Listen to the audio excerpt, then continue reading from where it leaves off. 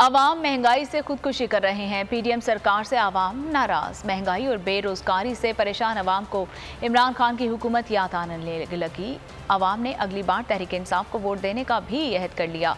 नून league और मौलाना फजल रहमान के हामी अपनी जमातों से रूठ गए। अगर गवर्नमेंट ने इसी तरह ही सरवाइव करना है तो मैं इस गवर्नमेंट को कहूंगी ये वेंट पे है।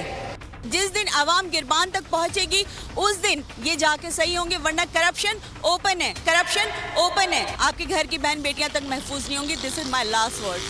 बेहतर तो खान साहब ही है। खान साहब को दे दोगे वोट? मैं कहता हूँ पीडीएम को दे दो। नहीं, खान साहब। वो वोट किसको देंगे अभी? वोट तो यकीनन मैं पीटीआई को दूंगा। वोट किसको दे दो? खान साहब को ही देगा। तो खान साहब को ही वोट देना। घर में कोई ऐसी शख्सियत तो होगा ना, कहेगा नहीं यार मैं खान साहब को नहीं पसंद करता। नहीं, हम सब खानदान के खान साहब को ही वोट देने वाले हैं। वोट किसको देते हैं? जी खान साहब को। वोट आप किसको देंगे? सर 100% इमरान खान को देंगे। पीटीआई को दोबारा आना चाहिए।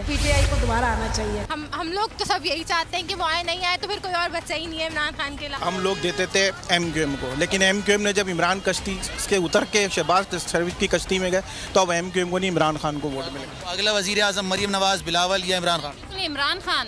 तो नजर आ रहा है सामने लिखा हुआ है जुल्म मिटने के लिए। दो चीजों से मिटेगा भाई। एक, अदल की कुर्सी पे जो लोग बैठते हैं ना, वो अदल के हिसाब से फैसले करने लगे।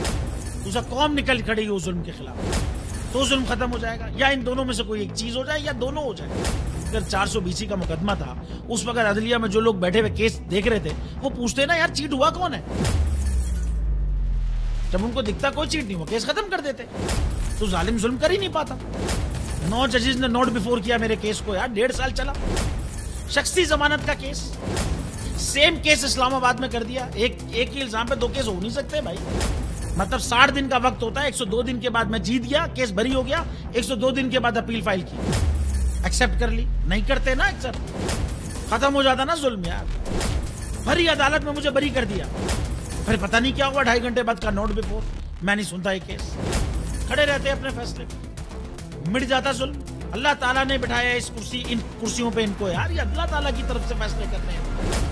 तो या तो ये फैसले आएंगे, जुल्म मिट जाएगा, या कौम खड़ी हो जाएगी जुल्म के खिलाफ।